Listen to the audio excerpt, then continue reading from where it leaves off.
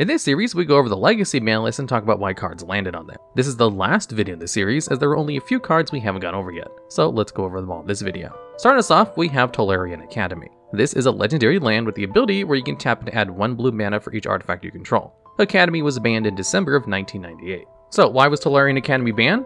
This card is incredible at generating tons of mana in artifact-focused decks. There are already decks in Legacy built around throwing tons of artifacts out as fast as possible. For example, 8cast is a deck built around playing as many artifacts as quickly as possible to synergize with the powerful affinity for artifact decks. This is an ability that makes a spell cost 1 less for each artifact you control. So with a spell like Frogmite, if you have 4 or more artifacts, you can cast the spell for free. There are tons of 0-mana artifacts like Mox Opal and Mishra's Bauble that you can use to flood your board with artifacts. Tolarian Academy would cause 2 major issues. First off, it would make these affinity decks way better, as now they'd be able to add ludicrous amounts of mana each turn. And considering the deck's namesake cards are both draw 2s, meaning you could easily churn through your deck and flood your board with more and more cards. However, you don't actually need to play any affinity cards for this to work. You could easily run a less artifact-reliant strategy with plenty of artifacts and use Academy to generate loads of mana for various different effects. By using cards like Twiddle, you can repeatedly tap and untap your Academy for mana and use the mana to cast powerful draw spells to refill your hand. All you need for this to work is to play a few number of cheap artifacts to flood the board with beforehand to turn your Academy on. And there are plenty of cards that fill that role, as we've already discussed. So, due to how many different ways there are to break this card with artifacts, the card simply had to be banned. Could Tolarian Academy be unbanned? This is another hard no.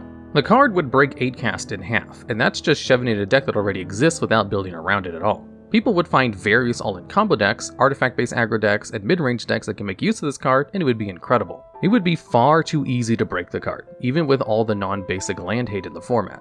A good bar to judge this by is the card Geas' Cradle. This card is from the same cycle as Academy, tapping for green equal to the number of creatures you control. Geas' Cradle has been the backbone of Elves decks in the format for years now, and is still doing a ton of work to this day. The thing is, Academy is a lot easier to use than Cradle is.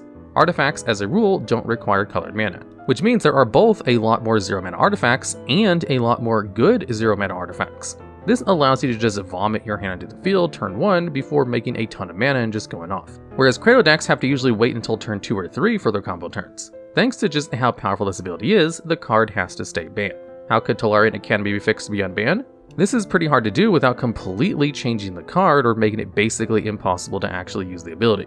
Storm the Vault is a 4 enchantment that transforms into an Academy if you control 5 or more artifacts during the end step. Forcing you to get 4 mana for the card and then find 5 artifacts is more than enough to stop it from being too good. And that's mostly because you'll never actually get to transform it into Academy. There's basically no fix I can think of that retrains the card's functions without being broken. Next up, we have Windfall. This is a sorcery with a mana cost of 2 and 1 blue. It has the effect where each player discards their hand, then draws cards equal to the greatest number of cards discarded this way. Windfall was banned in December of 1998. Why was Windfall banned? At the end of the day, Windfall is very close to cards like Wheel of Fortune. While it won't often draw you the full 7 cards in the late game, Windfall is still usually a very powerful draw spell nonetheless. As long as you have less cards in your hand than your opponent, you'll be benefiting from the card. To ensure that happens, you can cast the card on turn 1 with the various pieces of fast mana available in the format. Even better, the card functions great later into combo turns after you've cast another wheel like Echo of Eons to fill your opponent's hand with the full 7 cards. We've already talked about Wheel of Fortune in the series and why it needs to stay banned, and the long and short of Windfall is that it's just too close in power level to these cards to stay in the format. Could Windfall be unbanned? This is very close, but it's a no. Windfall is worse enough than the other 3 mana wheels that, in a vacuum, the card would be fine. However, there are a few interactions and other cards in the game that make Windfall just a little bit too good, in particular, Echo of Eons. This particular wheel costs 6 to cast from your hand, but can be flashed back for only 3 mana, and has the effect of shuffling all cards in players' hands and graveyards into the libraries, and then each player draws 7 cards. Because Echo is best in your graveyard, Windfall and Echo play excellently together. Windfall can discard all your Echoes to the graveyard, and Echo keeps your opponent at 7 cards so that Windfall gets the most value it can. As strong as these cards are together, the big issue is just decks having access to both of them. Echo is already seen playing a few combo decks, and giving those decks access to copies 5 through 8 of the card would make these decks far too consistent. The issue isn't that Echo or Windfall are simply too strong, the issue is really just having more than 4 copies of this effect in a deck is simply too good for combo decks. How could Windfall be fixed to be unbanned? Really, it doesn't need any nerfs. Again, the only issue with unbanning the card is redundancy. Next up, we have Ragavan and Nimble Pilferer. This is a 2/1 legendary monkey pirate with a mana cost of 1 red. It has the ability where, when it deals combat damage to a player, you exile the top card of that player's library. Until end of turn, you may cast that card, and you also create a treasure token. This is an artifact with an ability where you can tap it and sacrifice and add 1 mana of any color. It also has dash for 1 and 1 red. This is an alternative casting cost where you can cast Ragavan for its mana cost rather than just 1 red. When you do, it gains haste, but it bounces back to your hand at the beginning of the next end step. This card was banned in January 2022. Now, why was Ragavan banned? The simple answer is that the card gave you way too much value for a 1-drop. Generally speaking, the 2 most powerful effects in Magic are drawing extra cards and getting extra mana. If you look at the most broken strategies throughout the game's histories, the most broken strategies are almost always ones that generate lots of mana or draw too many cards. Ragavan gives you an extra draw and an extra mana every time it hits your opponent. This isn't completely outlandish, as there are tons of cards that give you this kind of bonus. The issue is that Ragavan does both for far too cheap. Getting hit with Ragavan even once puts you really far behind. Even if your opponent is only getting a card from your deck rather than their own, most decks rely on enough generic staples that they'll have a good chance of hitting something that they can play. The extra mana also allows them to get very far ahead on tempo, able to play while keeping mana up for interactions or playing a more expensive spell earlier. On top of all this, dash allows you to sneak Ragavan in on turns where your opponent doesn't have blockers and dodge sorcery speed removal. All this together made Ragavan a must-kill threat. With how many narrow games can be in the format, a single Ragavan trigger was often enough to tip the scales in your favor. The best move when your opponent played a turn 1 Ragavan was basically always to play a removal spell to kill it, and if the Ragavan player had cards like Days of Protected, you were often simply out of luck. Due to how good Ragavan was in decks like Delver, Wizards had to ban the card. Could Ragavan be unbanned? Absolutely not. This card is simply far too good at running away with games. Delver decks are, even after the recent bannings, still extremely strong, and there's no reason to give them another very powerful spell back. How could Ragavan be fixed to be unbanned? The combat damage trigger needs to be substantially weaker. It simply gives you far too much value as it currently exists. Removing one of the 2 halves might do it, but if it still draws you a card, it might be too good. The most reasonable fix in my eyes is removing both the ability to make treasures and the dash ability. This would open enough counterplay and lessen the blow when the card works enough that it could probably come back. Next up we have Wrenn and Six. This is a planeswalker for 3 loyalty and a mana cost of 1 red and 1 green. It has a +1 where you return up to 1 target land card from your graveyard to your hand, and you can -1 it to deal 1 damage to any target, and you can -7 to get an emblem with each instant and sorcery card in the graveyard has Retrace. Retrace is a keyword that allows you to recast a card from your graveyard by discarding a land card in addition to its other costs.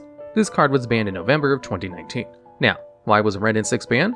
While its abilities may seem a bit weak, they do so much in so many situations that you wouldn't think of at first glance. The first thing that needs to be said is the -1 ability makes 1 toughness creatures virtually unplayable, especially ones that cost more than 1 mana. Being able to -1 your 2 mana planeswalker to kill any 1 toughness creature on the board is a great deal.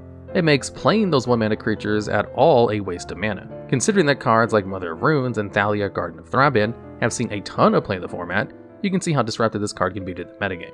The +1 is the more universally powerful ability, however. One major upside of the +1 is how it helps fix your mana. If you have a fetch land, you can repeatedly get the fetch land back every turn, allowing you to search the best land in your deck for each turn, as long as it's the right land type. One of the most problematic lands with Wrenn, however, is Wasteland.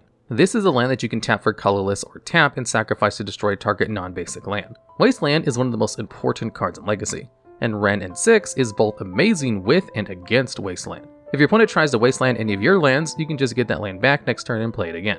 Sure, you did go down a land, but so did your opponent. Eventually, you'll be able to keep playing your lands and get the mana you need. However, the really scary part of the card is using your own wasteland and then picking it back up with Wrenn and Six. This could let you wasteland your opponent every single turn, stopping them from ever getting access to more mana. And if they ever whiff on top decking a land, you get to start removing all of their lands, unless they happen to be playing a few basics. None of these factors on their own are too good, but all of them together made Wrenn and Six far too format warping to stay around. Could Wrenn and Six be unbanned? No, the card would still bend the format around it too much. There are still tons of 1 toughness creatures that would be far too good against, and more broken lands have been printed since the card's banning. How can Wrenn and Six be fixed to be unbanned? Changing the +1 to put the land on top of your library instead of into your hand is the only fix I can think of, besides just making it cost more mana. That would at least slow the card down enough for decks to try and leverage some advantage against them. Next up, we have Sensei's Divining Top. This is an artifact with a mana cost of 1.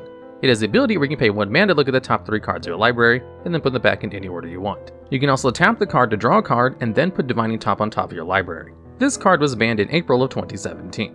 Now, why was Top banned? Top was extremely powerful when combined with other mechanics that care about the top card of your library. There were two main ways this was used in Legacy. First was the Miracle mechanic. This is a mechanic where, when you draw a card, if that card has Miracle and is the first card you drew this turn, you can cast it for its Miracle cost. You can even do this if the card is drawn at the time you normally wouldn't cast it, such as your opponent's turn. Top worked great with this mechanic, both letting you stack your deck with Miracle cards and draw them at instant speed to cast them during your opponent's turn. The other way the card was used was with Counterbalance. This is an enchantment with the cost of 2 blue, where it has the ability where, whenever your opponent casts a spell, you may reveal the top card of your library. If the spell they cast and the card at the top of your library is the same mana value, you counter that spell. Top allows you to check the top 3 cards of your library for a card with the same mana value as whatever spell your opponent casts to counter it with Counterbalance.